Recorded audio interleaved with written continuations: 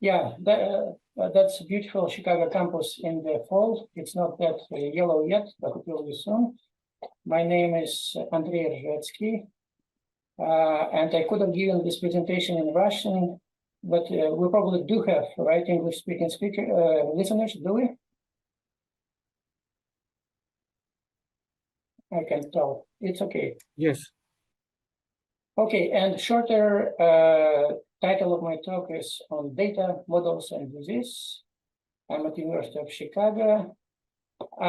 If you've been to Pushkin Museum recently, you might notice this portrait of Princess Adelaide de Savoy. And I found it remarkable in several regards. First of all, it's taken at when it's her wedding portrait. And at the time of wedding, she was 12. And she died when she was 26, age when some of us are struggling to get first paper published. So I got interested by what's going on. And I learned that it's like bad Monty Python sketch. Everybody died from disease. First, her father-in-law, Great Dauphin, got smallpox and died. Then Maria Adelaide's husband became Dauphin. Maria Adelaide caught fever, which escalated to measles, and she died in Versailles at age 26. And her husband died 6 days later from the same thing. And my point here is that she was dead at 26. She got best health care of that time.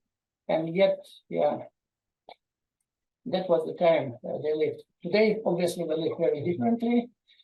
This is a graph of age of pregnancy of women in the United States today. Mode is at 29 years, and the slight inflection at 18. So my point is, we live in very different time. Genetics is more or less the same, but environment changed drastically. Okay, and again from Monty Python, something entirely different, probably from protein structures, which I discussed. I'm looking at very large data sets of medical records, trying to disentangle environment and genetics. And data looks like this. Very ugly kind of string of codes. Each code essentially is time-stamped. And you know, in this particular case, that it's Hispanic young woman or girl, 15-year-old, who got unspecified viral infection at age 6, and so on and so on. So data is gold in the realm where I live because I can generate my own data. So I traveled from place to place, like Sweden in the winter. And in this particular data set, which is United States, it's more than 2/3 of population of United States, more than 200 million unique people, 19 years, and their level of resolution. And we have both time, up to date, and space mapped to each patient.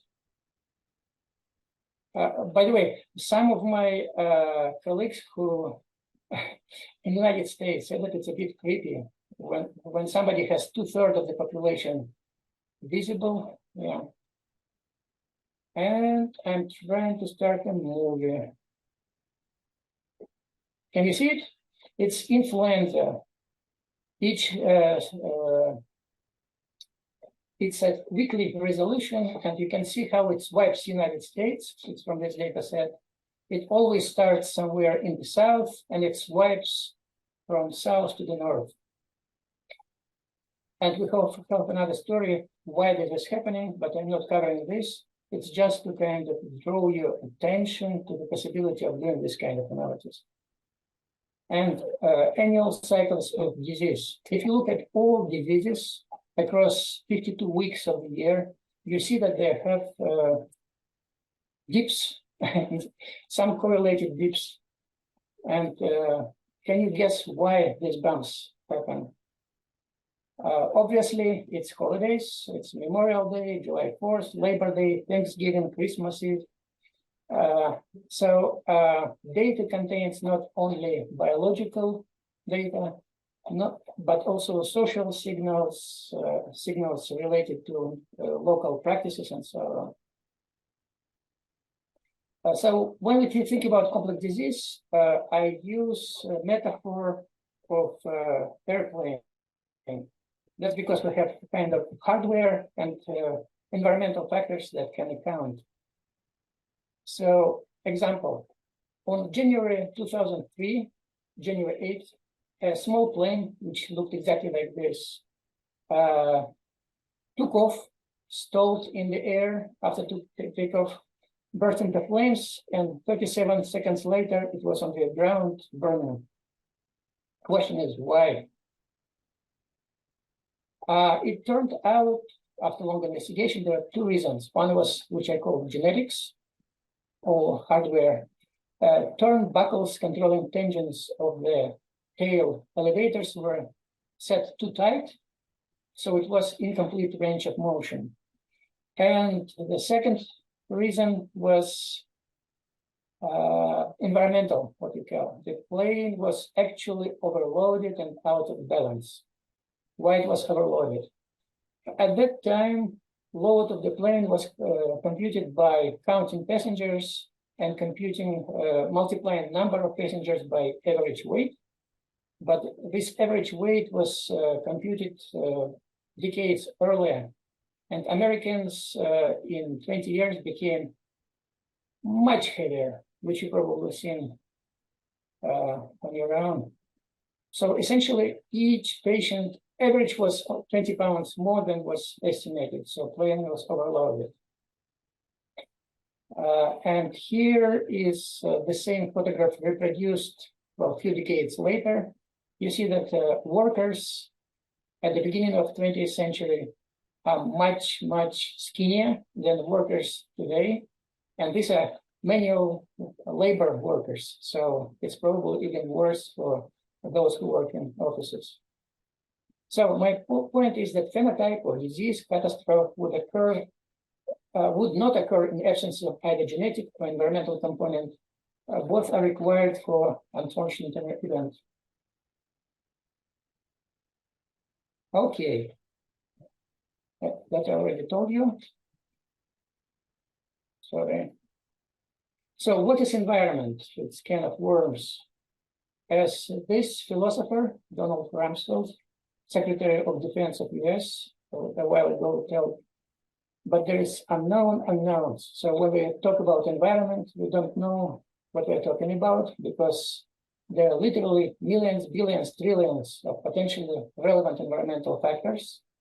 All those chemicals in your cupboard in the kitchen, things that we inhale in the street, things which you were used to clean your dishes in the restaurant and so on. Diseases are not uniformly distributed over space. For example, this is my computation of idiopathic pulmonary fibrosis prevalence in the United States. And each circle is proportional to the number of cases in this place. You see that California has a lot of idiopathic pulmonary fibrosis. If you don't know what it is, fibrosis is when your lung tissue epithelium is substituted by fibrous tissue, so which reduces your ability to breathe. So patient is slowly drowning in his or her own lungs. And you can see that California, and idiopathic means that we have no idea why. There is no clear cause. So something really going on in California. Air in California is much worse than, for example, in New York, where we have more people, but much lower rate of IPF. And if you look at psychiatric diseases, they are enriched in the middle of the United States, for whatever reason. They are relatively rare in Alaska. Major depression. You can see that middle of the United States is quite depressed, but not the rest of the country. And that's supposed to be environment in Chicago. My doctoral fellow, Dr. Atif Khan, was the first author. We did analysis of environmental pollution and association with psychiatric disorders in US and Denmark. Okay. And we published this paper a while in PLOS Biology. We took data from Environmental Protection Agency. We had air quality, land quality, build quality, water quality. But of course, if you look at water quality, it suspiciously follows state lines, which makes me think that data is not properly recorded. There's probably something going on with data. But air quality is quite continuous. So this is the air quality by county in the US, where dark blue is best and dark red is worst. And we used data on, again, co-population in the US, almost co-population. And methodology traces to this paper by Ronald Elmer Fisher, 1918. It's actually his first paper. When I'm teaching classes, I sometimes give it to students as example how not to write a paper. He spends pages and pages and pages showing equations, and only at the end you understand why he is doing that. So it's brilliant paper, but really, really badly written. But it also often cited at the beginning of mixed effect regression. So this is mixed effect regression. Unless you want details, I'll skip this. Main thing is that you have fixed effects, everything that you know can measure and put explicitly into the model, and random effects. Everything that is kind of not in the fixed effects and is accounted by random factors which are supposedly normally distributed. So you can think about this as you put factors in one end of your machine and you're getting the effect on disease on another. And I know that I spent quite a bit kind of my time rebooting computers, so probably my talk will be shorter than I hoped for. So results. Essentially what you can see is that accounting for everything that we can account for, namely urbanicity, is it a village or big city, water quality, land quality, build quality, bad and good days, insurance, poverty, and income. The biggest contribution is air quality for bipolar disease. And you can see here that effect is quite strong. So level of pollution is associated with bipolar disorder and depression in the US. Then we did the same analysis using Denmark data. Actually, Denmark colleagues did analysis on their side. And we got in US predicted 27% increase in bipolar disorder and 6% increase in depression, where for the worst air quality. In Denmark, effects are even stronger, but not because Denmark is dirtier, but because they have better data. They have very fine resolution of environmental quality, and they can trace first 10 years of life of every person and compute cumulative accumulation of bad environment. So yeah, we got quite a bit of resonance. It's a strong effect. It's effect much stronger than what you would expect for genetics. Only in Mendelian genetics you see such strong effects. Okay, and I see that it's 22 minutes. So a little bit about genetics. I was hoping to take about heritability using insurance claims data. Because we have family linkage, you can estimate how disease propagates through families, and we published the paper a while ago in Nature Genetics. And Kanix Wang, he's now actually a professor in another university, but at the time he was a graduate student with me. Again, we have fixed effect regression, which essentially trying to decompose disease variation in the effect attributed to additive genetics, parents, shared environment, siblings, shared environment, family, shared environment, and unique. So couple environment typically shared, siblings share sibling environment and half of genetics. Parent and child share half of genetics. And basically that way we estimated heritability for genetic contribution for 150 or so diseases. But because I have probably just 3 minutes to go, let me skip a lot of fun stuff and proceed to part which I suspect would interest you slightly more. And I apologize, I packed a lot of information. Yeah, that's what I want to show for there. This is closer to what you do. It's molecular fingerprints used for prediction of drug-drug interaction or medication interactions in humans. And the first author is Yanan Long. He graduated this summer, so now he's PhD. So medications can interact, we know that, right? Risk of severity of tendinopathy, which I don't know what it is, can be increased when drug 1 is combined with drug 2. And so on. So you can have interactions, positive, negative. Sorry. So what we have is drugs with smiles. I assume that the audience knows what it is. Essentially, it's chemical structure encoded in a way that can be easily used in computer analysis. And we had training set of more than almost 1.5 million drug interaction pairs. And we have 258 interaction types. For example, this is canonical smile for ethanol. And we use Morgan fingerprints. If you know what it is, I probably shouldn't explain, and we can get back to this later if you want to. And we use several models, deep learning models, and then the simplest model, neural network, which essentially predicted whether or not you have interaction and what kind of interaction it is from chemical structure of molecules.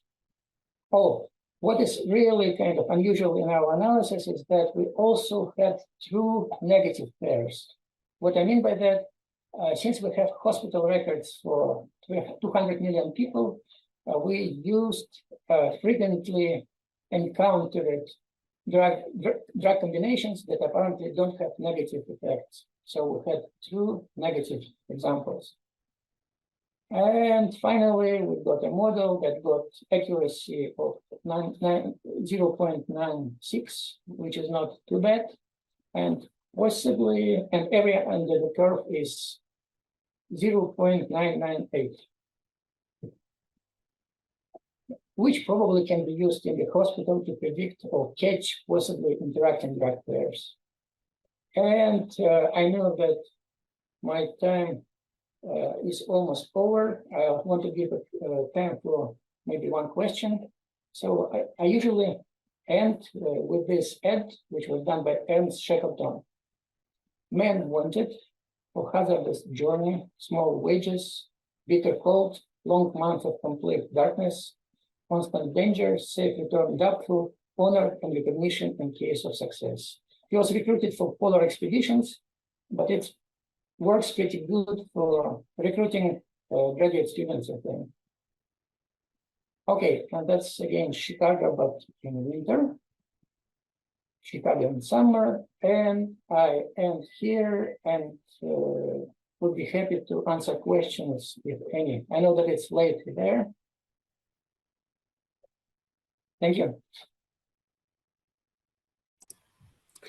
Thank you for interesting presentation. We have time for questions, maybe. One question from Olga Tarasova. Dear Andrey, thank you for your talk. I wonder, in the study of bipolar disorders and MD, which parameters did you take into account besides air pollution? Okay, let me go there.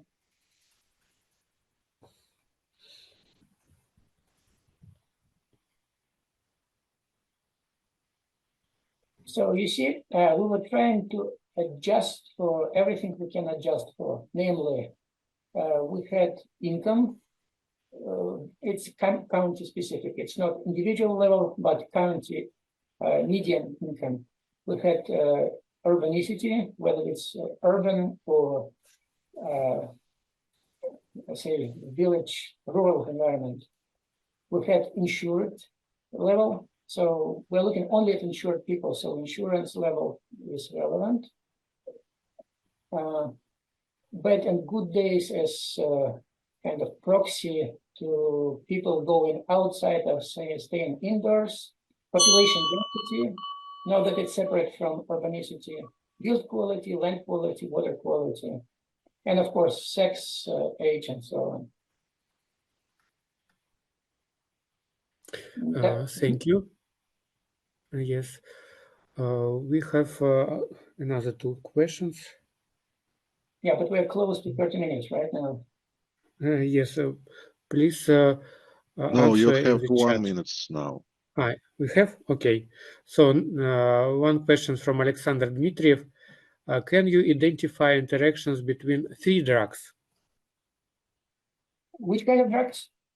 Between not pair drugs, between more number of drugs. For example, 3 drugs. Oh, yes, in principle it's possible, but it goes to explosion. We didn't do this in this study, but it's absolutely possible. Yeah, not in this. Well, in this particular paper we can't, but in principle it's very straightforward to do.